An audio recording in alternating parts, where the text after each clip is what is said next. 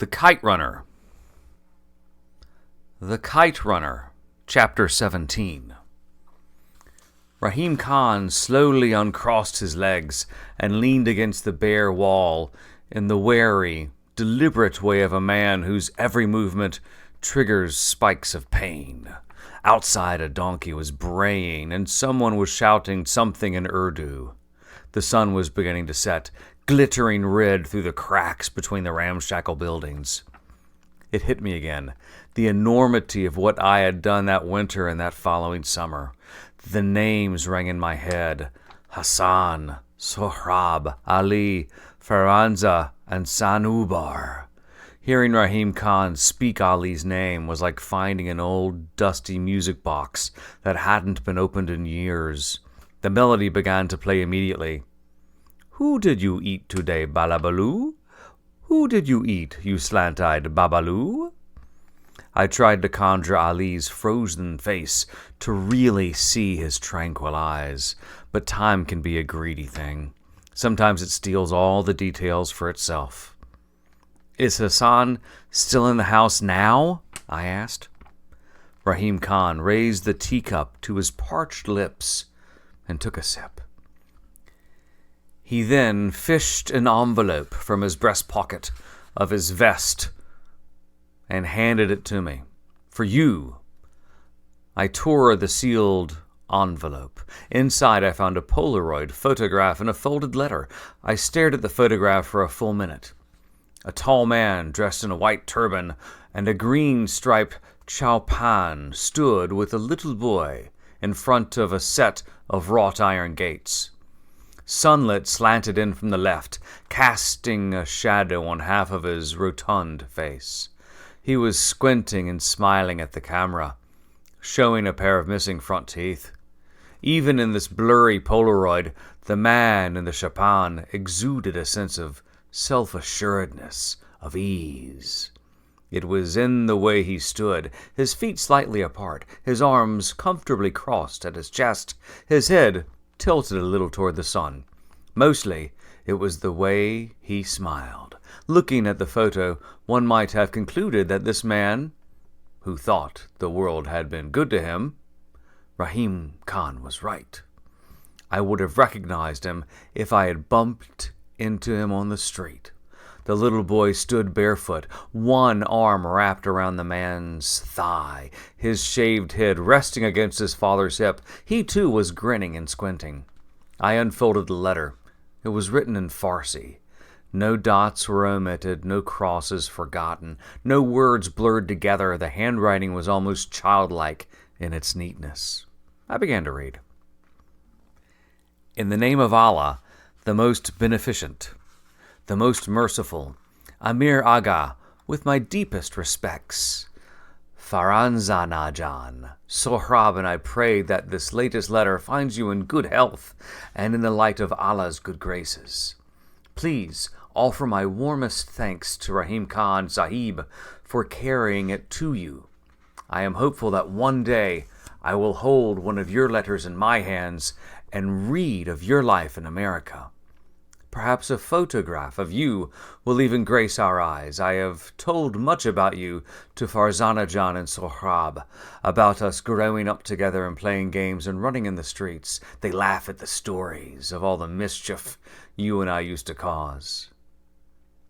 Amir Aga, alas, the Afghanistan of our youth is long dead. Kindness is gone from the land, and you cannot escape the killing, always the killings. In Kabul, fear is everywhere, in the streets, in the stadium, in the markets. It is a part of our lives here, Amir Aga. The savages who rule our wanton don't care about human decency.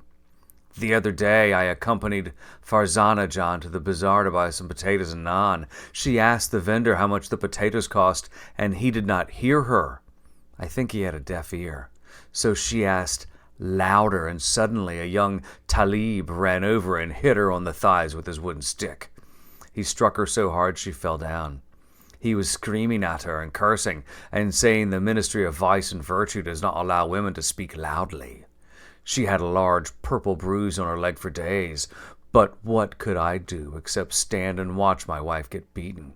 If I fought, that dog would have surely put a bullet in me, and gladly. Then what would happen to my Sohrab?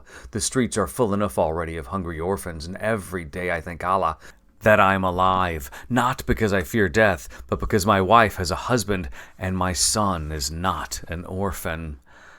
I wish you could see Sohrab. He is a good boy. Rahim Khan Sahib and I have taught him to read and write, so he does not grow up stupid like his father. And can he shoot with that slingshot? I take Sohrab around Kabul sometimes and buy him candy. There is still a monkey man in Shar al-Nu, and we run into him. I pay him to make his monkey dance for Sohrab.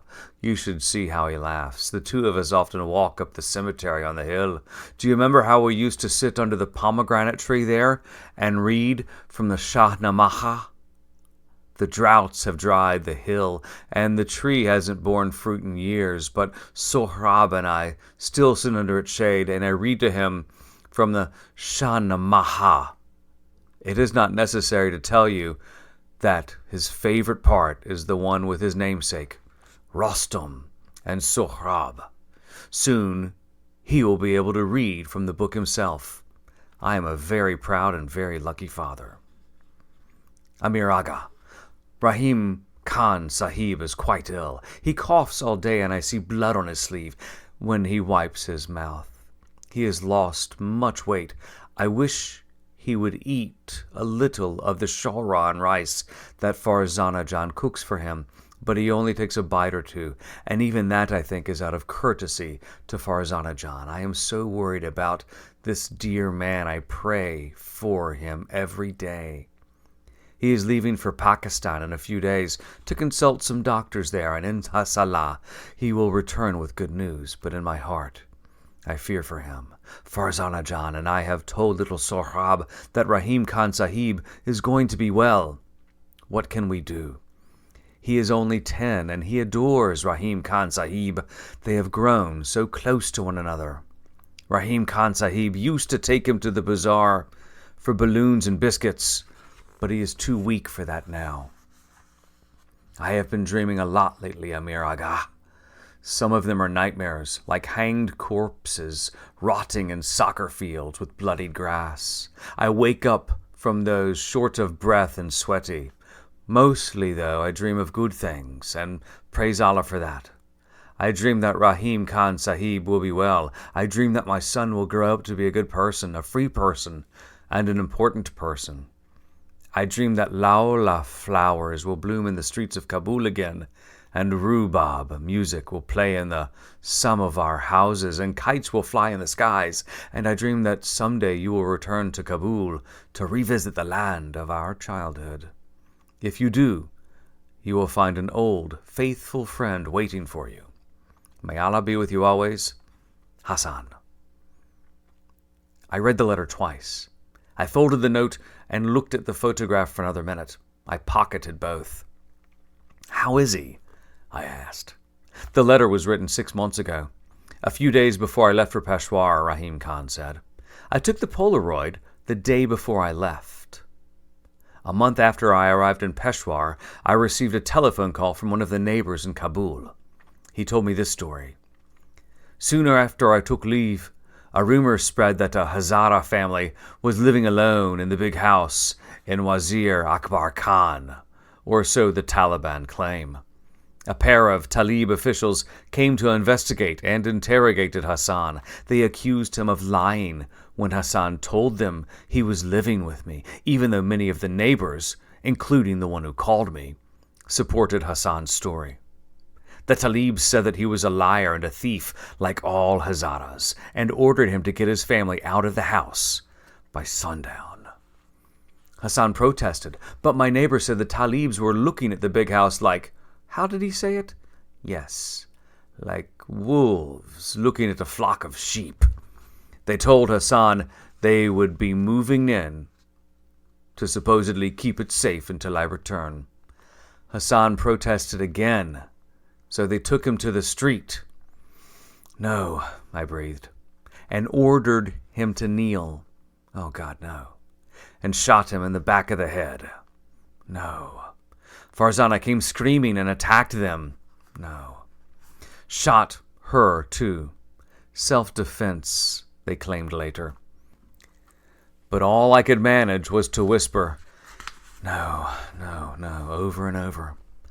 I kept thinking of that day in 1974 in the hospital room, just after Hassan's hair-lip surgery. Baba, Rahim Khan, Ali, and I had huddled around Hassan's bed, watched him examine his new lip in a handheld mirror. Not everyone in the room was either dead or dying, except for me. Then I saw something else. A man dressed in a herringbone vest, pressing the muzzle of his Kalashnikov to the back of Hassan's head. The blast echoes through the street of my father's house. Hassan slumps to the asphalt, his life of unrequited loyalty drifting from him like the wind-blown kites he used to chase. The Taliban moved into the house, Rahim Khan said. The pretext was that they had evicted a trespasser. Hassan's and Farzana's murders were dismissed as a case of self-defense. No one said a word about it. Most of the fear was at the fear of the Taliban, I think. But no one was going to risk anything for a pair of Hazara servants. What did they do with Sohrab? I asked. I felt tired, drained. A coughing fit gripped Rahim Khan and went on for a long time. When he finally looked up, his face was flushed and his eyes bloodshot. I heard he's in an orphanage somewhere in Kartaseh, Amir Jan. Then he was coughing again. When he stopped, he looked older than a few minutes before, like he was aging with each coughing fit. Amir Jan, I summoned you here because I wanted to see you before I die. But that's not all. I said nothing. I think I already knew what he was going to say. I want you to go to Kabul. I want you to bring Sohrab here, he said. I struggled to find the right words. I'd barely had time to deal with the fact that Hassan was dead. Please hear me. I know an American pair here in Peshawar, a husband and wife, named Thomas and Betty Caldwell. They are Christians, and they run a small charity organization that they manage with private donations. Mostly they house and feed Afghan children who have lost their parents. I have seen the place. It's clean and safe. The children are well cared for, and Mr. and Mrs. Caldwell are very kind people. They have already told me that Sohrab would be welcome to their home, and... Rahim Khan, you can't be serious. Children are fragile, Amir Jan. Kabul is already full of broken children, and I don't want Sohrab to become another. Rahim Khan, I don't want to go to Kabul. I can't, I said. Sohrab is a gifted little boy. We can give him a new life here, new hope, with people who would love him. Thomas Aga is a good man, and Betty Kuchman is so kind. You should see how she treats those orphans. Why me? Why can't you pay someone here to go? I'll pay for it if it's a matter of money. It isn't about money, Amir, Rahim Khan roared. I'm a dying man, and I will not be insulted. It has never been about money with me, and you know that. And why you? I think we both know why it has to be you, don't we? I don't want to understand that comment, but I did. I understood it all too well. I have a wife in America, a home, a career, and a family. Kabul is a dangerous place, you know that, and you'd have me risk everything for... I stopped. You know, Rahim Khan said, one time when you weren't around, your father and I were talking, and you know how he was always worried about you in those days. I remember he said to me, Rahim, a boy who won't stand up for himself becomes a man who can't stand up for anything. I wonder, is that what you've become? I dropped my eyes. What I'm asking from you is to grant an old man his dying wish, he said gravely. He had gambled with that comment, played his last card, or so I had thought. His words hung in limbo between us, but at least he'd known what to say. I was still searching for the right words, and I was the writer in the room. Finally, I settled for this. Maybe Baba was right. I'm sorry you think that, Amir. I couldn't look at him. And you don't? If I did, I would not have asked you to come here. I toyed with my wedding ring. You always thought too highly of me, Rahim Khan. And you've always been too far hard on yourself, he hesitated. But there's something else. Something you don't know. Please, Rahim Khan. Sanaubar wasn't Ali's first wife. Now I looked up. He was married once before to a Hazara woman from the Jagori area. This was long before you were born. They were married for 3 years. What does this have to do with anything? She left him childless after 3 years and married a man in Khost. She bore him 3 daughters. That's what I'm trying to tell you. I began to see where he was going, but I didn't want to hear the rest of it. I had a good life in California, pretty Victorian home with a peaked roof, a good marriage, a promising writing career, in-laws who loved me. I didn't need any of this shit. Ali was sterile, Rahim Khan said. No, he wasn't. He and Sanaubar had Hassan, didn't they? They had Hassan. No, they didn't, Rahim Khan said. Yes, they did. No, they didn't, Amir. Then who? I think you know who. I felt like a man sliding down a steep cliff, clutching at shrubs and tangles of brambles and coming up empty-handed. The room was swooping up and down, swaying side to side. Did Hassan know? I said through lips that didn't feel like my own. Rahim Khan closed his eyes, shook his head. You bastards, I muttered. Stood up. You goddamn bastards, I screamed. All of you, you bunch of lying goddamn bastards. Please sit down, Rahim Khan said. How could you hide this from me? From him, I bellowed. Please, think, Amir Jan.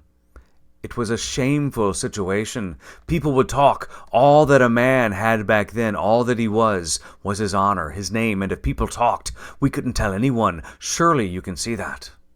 He reached for me, but I shed his hand, headed for the door. Amirjan, please don't leave. I opened the door and turned to him. Why? What can you possibly say to me? I'm 38 years old and have just found out that my whole life is one big fucking lie. What can you possibly say to make things better? Nothing, not a goddamn thing. And with that, I stormed out of the apartment.